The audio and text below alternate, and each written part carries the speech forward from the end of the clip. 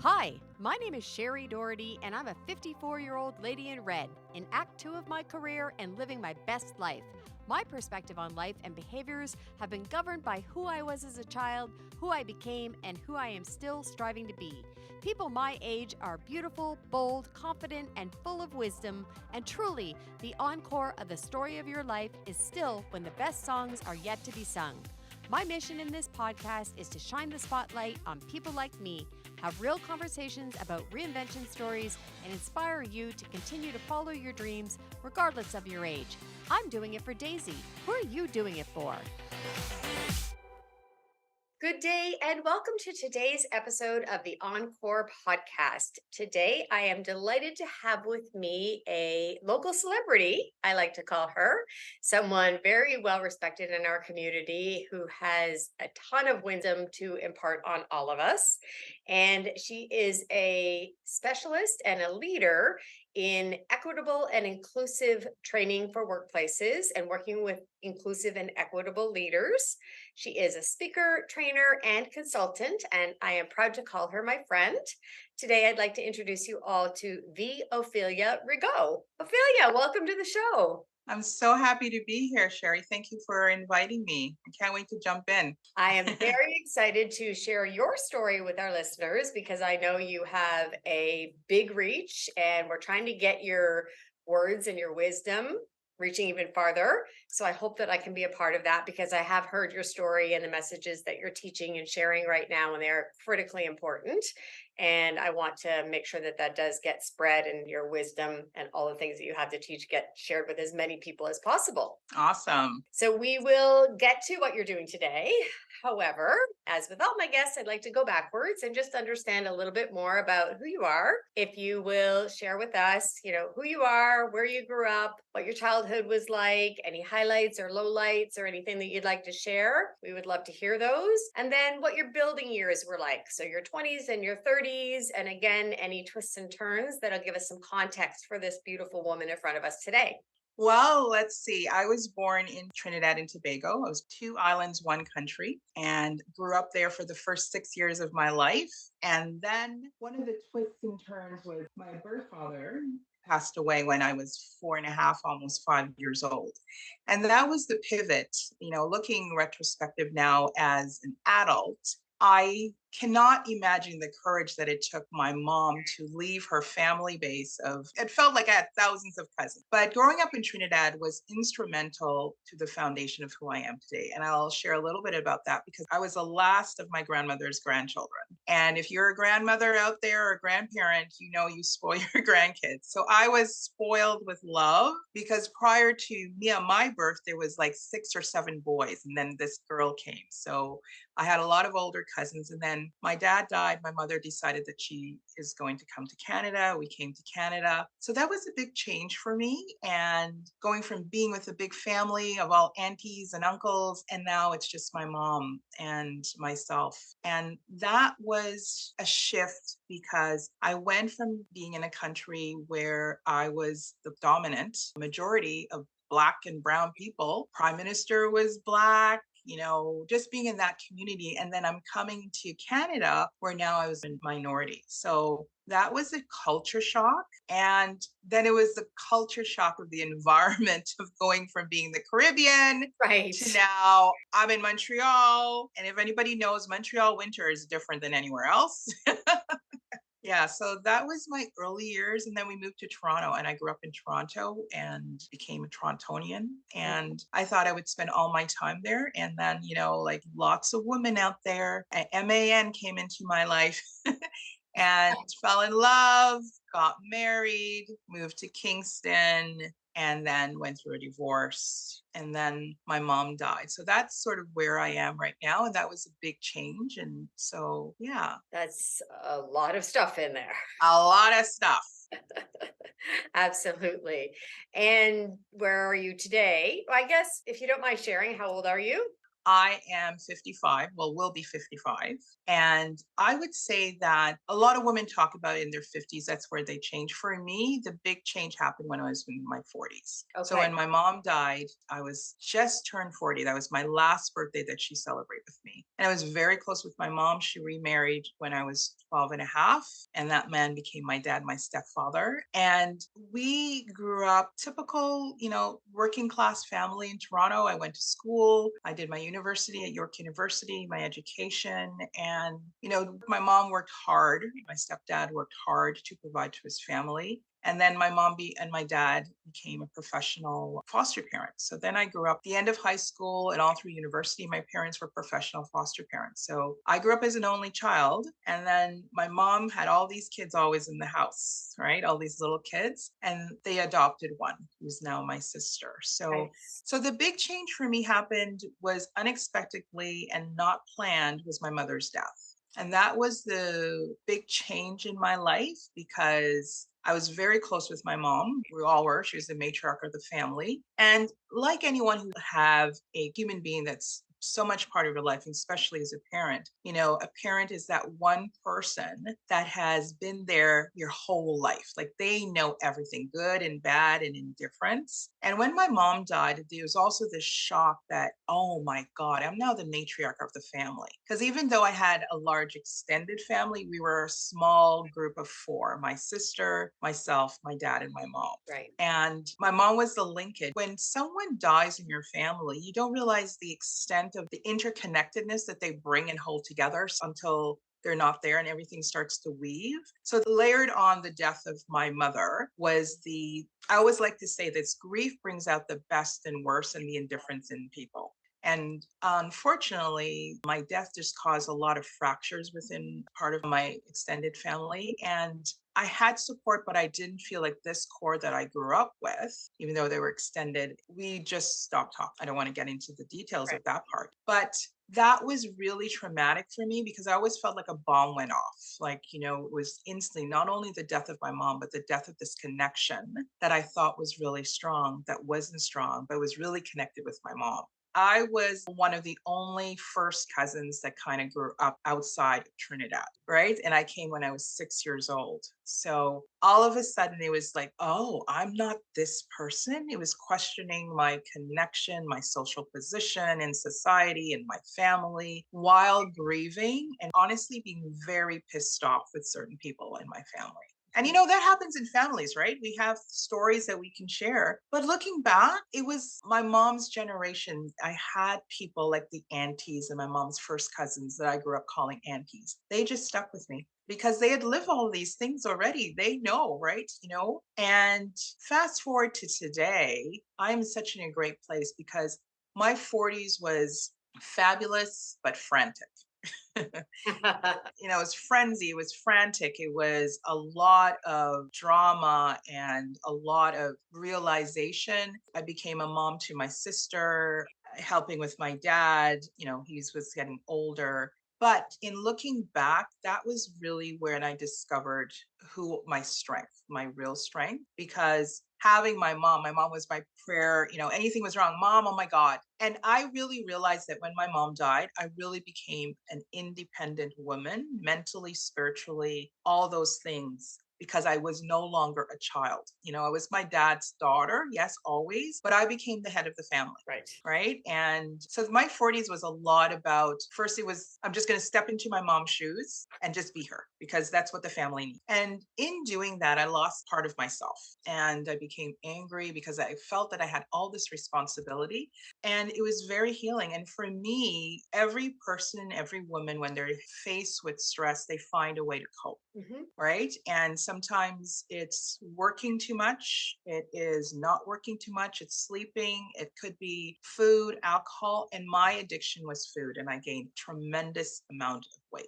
And the weight represented the weight that I felt on my shoulders of all this responsibility. Right. And it took me a long time to realize that. But my mantra has always been, all through this heaviness that I was going through, was what my mom left me with. And my mom would always say, I would always hear her saying this: don't let anything steal your joy, even yourself. I love that. Right. And that's what kept me going back. So, in times of crisis with my sister, me being unwell and all this heaviness of things happening, working for working's sake, working to run away from, the pressure, trying to be there, getting involved, and the relationship doesn't work out because you think that this is going to fix everything. All those things that every story that women have gone through. Actually, the turning point was a call from my doctor saying, you have some really bad blood results. And he said, if I didn't know you and, if I didn't know you and know your health history, I would be calling you to do some cancer screening. That's how stressed I was and how the blood results came back. And it was like the third time that this has happened over, the decade in my 40s. And it was a turning point. I was really heavy. My body couldn't take it anymore. But even though you know that you need to make a change, that doesn't mean your body and mind is not changing. So I knew I need to make a change, but then it had to sink in on the mental and the physical. And the journey took me about 7 years to where I am today, because it was a long journey. You realize you need to make the change, but then you had to make it and transform. And, when you think about transformation, it doesn't happen until there's a dissidence. And that dissidence happens with all that stress. And I had to make a choice, and I had to choose me. Right. And that was really hard to choose me because I felt that I was letting my sister down. And at that time, my niece was younger. But the birth of my niece really helped me to see that she brought a lot of joy in our family. Now we weren't focusing on the death of my mom, but oh my God, there's this little cutie pie. And all she wanted was the future, right? So that was Right. really the biggest shift with me. And it translated to where I am today in losing over 120 pounds. Good for you. But also in that transition and that story, when we realize something, it triggers, back to your childhood and all these things that's happened and why did it happen? That's why I said it took me 7 years to get to this point. And I always like to say, when you see a woman who's successful and they're like, oh my God, it doesn't happen overnight, right? And another saying my mom always used to say, I am never envious or jealous of a woman's success, because you don't know what they had to do to give up, sacrifice. So if you want their success, be prepared to do all the things that they had to do to get to where they are. And sometimes you wouldn't be able to. That's right. She sounds like she was a beautiful, brilliant woman. Yes, she was. She was. That's fantastic. I love actually all of those things. They're in complete alignment. And I want to tell you that it feels a little magical because I am telling you the honest truth. Right now, my bathroom mirror says choose joy today. And Yay. I love it that we're that aligned. It's in large part for me is same as you. I'm not letting anybody steal my joy. This is a beautiful day. I should be joyful. I should be grateful. And yes, there's going to be things and people coming at you, but should I let them steal that joy from today? The fact that I got today, or whether there's $1 million in the bank or $0 in the bank, it doesn't matter. Today, I'm choosing to be joyful. And so I love that key message that we're both feeling. And I love that that's a part of your life as well, and one of your guiding principles, and that you have her with you singing that. It's beautiful. Yeah. And for me, working in the field that I work into, I'm working helping companies and organizations to bring more equity. If I'm bringing more equity, there's also the flip side of that, is that we live in a world that's not equitable. Right. Right. So in realizing that, I always say that I walk into the intersection of joy and justice, because for me, this is just my personal feeling. I can know this world is inequitable. Right. Certain groups of people do not come to the table equally because of historical reasons. However, for me, I know this is true. I am doing my part to make a world more equitable by working with leaders who have power and privilege in their organizations, or community leaders, however they are. But if I don't find that joy within, I cannot do this work. Right. So it's so important for women. I call it practicing radical self-care. Audre Lorde is one of my famous advocate, and she has written a lot of work about equity. And she has said that self-care is a radical act of protest. And as Elaborate. women, yes, and as women, and as, especially, Black, Indigenous women, historically, we didn't have an opportunity to have self-care because we couldn't. Women have always worked, right? Black woman has always worked, but sometimes, and even if you didn't have to work because as a woman and was privileged and you didn't have to work, you might not have been allowed to go out because of the times in certain fields or certain areas or whatever. So when we can practice self-care, it's an act of protest, because when I'm practicing self-care, for example, most Fridays, that's my end of my week. I have built my business right now where I am totally self-employed. I create my own hours, and it's taking a long time to do that. And I've been doing that for the last 4 to 5 years or so, and really consistently in the last 3 years. The pandemic was the biggest shift for me in my life, like many women, because we all had to learn, oh, you know what? This company that I'm working with said that I can't work at home. They denied it prior to 2020. You can't do it. It's not da da da da. And then all of a sudden, 2019, 2020, it's like, oh my God, yeah, we can make you work at home. We can get the security. And then I thought to myself, I don't want to go back. And I couldn't go back because, well, I could. I shouldn't say I couldn't. For me, the biggest shift with, all of that stuff with my health, my weight, my mental health, my self-identity, just knowing who I was from the inside, because self-confidence comes from the inside. Then I had to let go of this other mindset that I could not make enough money to support myself and family and thrive, that I had to have this paycheck coming in every 2 weeks. Right. And that was a scarcity mentality that I had to shift. I could bet a lot of women are going, yeah, I'm with you. I feel you. But then it's this guilt that I felt because, you grew up, sort of the only way that you can make a living is that you got to work for a company and work for somebody else and help them create their dream. And there's nothing wrong with that. And I have done it for years, but that is what was making me sick. It was the rigid schedule that was outside of my own rhythm of what I needed. Right? What I needed to be. And it was never going to change. I had come to the reality that my energetic rhythm was different than working for a job 8:30 to 9:30.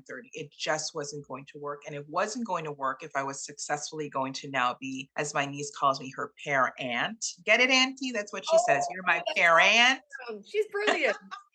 Yes. So in order for me to be her parent, I needed to prioritize my self-care, my radical. I needed to put on my gas masks first. Yes. Because I wasn't. I was being, the pandemic, I was caring for myself. I was caring for my niece. I was caring for my dad, who was developing dementia.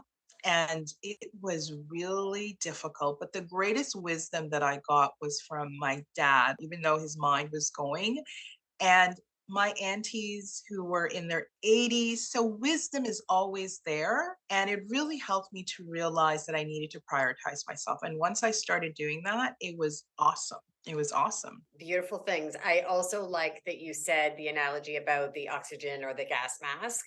You can't fill someone else's bucket from your own empty bucket. So true. You're a better parent and you're a better community leader and you're a better all the things, all the roles we play, sister, church member, all the things that we play, we're better at those when we're full to start. It's such a great. Yeah. And so now you're doing some amazing work specifically. And I've watched you in the time that I've known you take on a couple of roles and have a couple of different hats. And I love the evolution because it has been building blocks to where you are today. And you seem very solid in the work that you're doing because it is so powerful and it is so meaningful. And it has been an evolution. Correct me if you see that differently, but I've even seen the steps and the stages. You've always been a leader. You always command a room. And when you speak, people listen. And so I love that you're using that gift and that platform in a really important way. So if you will, share with us a little bit more about what you're doing today, your business offering, and what your vision is for your future self and what you're continuing to strive to do. So back to my mom saying already, because moms know you best. What I'm doing today is what I always love to do. And I remember my mom was picking me up from a babysitter. She was working overtime at a factory, and this was a fabulous babysitter. And she would keep me, even though she shouldn't, right? She would keep me after hours. I would meet my mom at the bus stop because She didn't want to get off the bus and have to pay another ticket. So the babysitter would walk me and I would be on the bus, so happy to see her. And now it's like 8 o'clock at night. And I'm there talking, talking, talking, talking, talking, talking. And my mom looked at me and she says, Vanessa, aren't you tired talking? And I looked up at her, go, no. And she started to laugh. She goes, well, when you grow up, you better get a job that pays you to talk. And Right. that's what I'm doing. I have a job that pays me to share my voice. And I use that in a way. And as you said, my business, like most people's business, I always knew I was an entrepreneur. My mom was an entrepreneur. But I really see that I am my brand, I am my business. As I got more grounded in who I am on all different levels, it really went back to my experience as a 6-year-old coming into Canada and having no voice. My mom didn't have a voice. She didn't understand the system. And it was a woman that sponsored her, and many other women, white females who my mom connected to, were her allies and her advocates.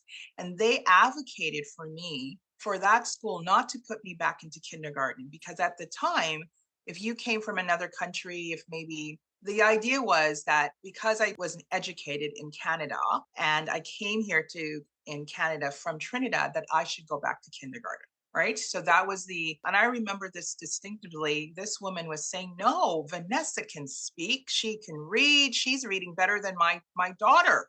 And you want to put her back. So that was how, systemic racism, this is a bias. I'm going to have a bias that because you're from not a developing country, and I'm using air quotes, your education system is less than. That, to me, fast forward to today, why I work with inclusive leaders, and it's really important that I say that, is that an inclusive leader or an inclusive organization see the issues in our community, see the inequities, and say, how can we break down those barriers? So that's what I do. And I do it in a couple of ways. So that's the umbrella of what I do. And because of my creative nature, the face of it may look different. So one of the things that I'm most proud is bringing a program called Shine into a local school here, my niece's local school, because her at 6 years old had a negative experience about being a Black child. And I'm thinking, no, no, no, this is not going to happen. Created this program called Shine. I finished my master's in education. I said, hey, I'm going to put all my training to work.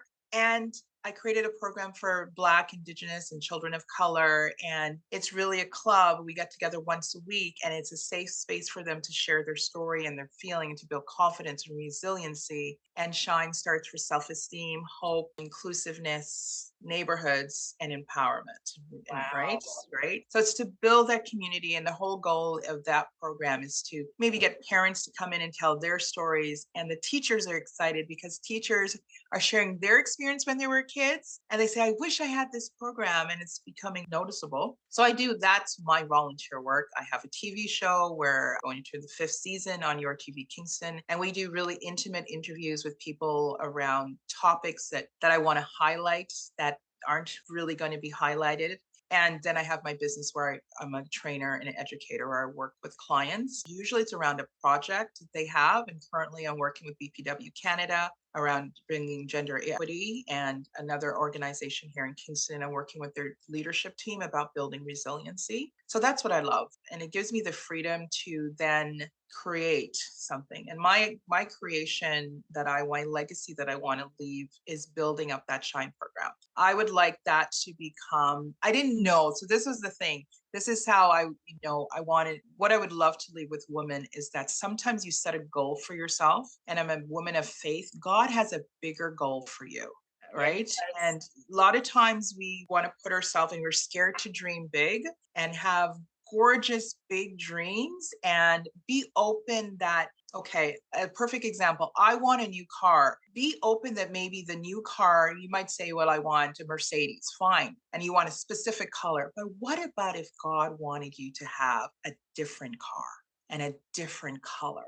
So be specific what you want, but also be open to letting God, the universe, however you define that energy, to bring you what you need. Because maybe having the red Volkswagen, let's just say, the reason why the universe and God wants you to have that particular car is that you're going to meet your future business partner that you wouldn't have met. So I'm always open that my idea, what I started my business for like 5 years ago, was to be a grief educator. Right. And that's what I was focused on. It was going really well. The pandemic hit, and it was like I was doing everything in person. I had the space and I couldn't do it anymore. I couldn't do in-person yoga teaching. I couldn't do grief counseling because people wanted it in person. My business went from flourishing to making absolutely nothing. Where I had my office space, they closed down. I was like, what am I going to do? And then I got involved with the We Can. And in that experience, as a woman, as a Black woman,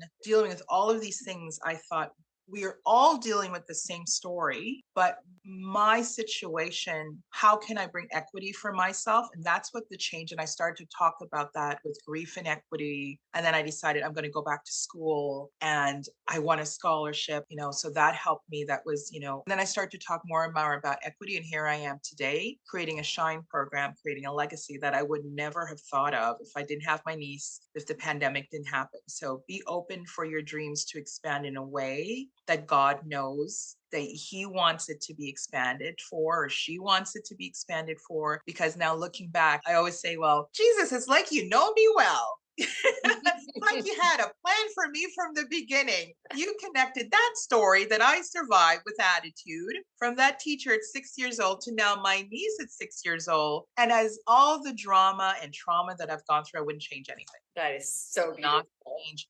anything. We are not on video, but I have a giant smile and hands up.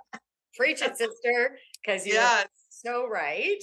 That's probably a great place to bring it in for a landing, because I don't know how we could say any more or any better. Nope. If people wanted to connect with you, where would they get in touch? The best place to do is go to my website at opheliarigault.com, or just put in my name and I can pop up on social medias. But the best place is my website. That is beautiful. I want to so sincerely thank you for sharing today. You are a shining light. Shine. You do shine, and I will never forget that word, and I will always associate it with you. That is going to be something huge. I can feel it for you, and I love that for you. So as much as I or any of my listeners can do to help spread that word and spread that program, we are all in for you, and I cannot thank you enough. Any last words or thoughts you'd like to share? I want to encourage any woman that's out there that's listening, or anybody that's listening, to always shine. That in your darkest moment, just know, just because the sun is not there doesn't mean that it doesn't exist. There's always light, and seek help, seek support, and don't forget you have a light inside of you, and share it with the world. Absolutely. And to all of my listeners, on behalf of Ophelia, myself, and her mother, God rest her soul, don't let anything steal your joy today.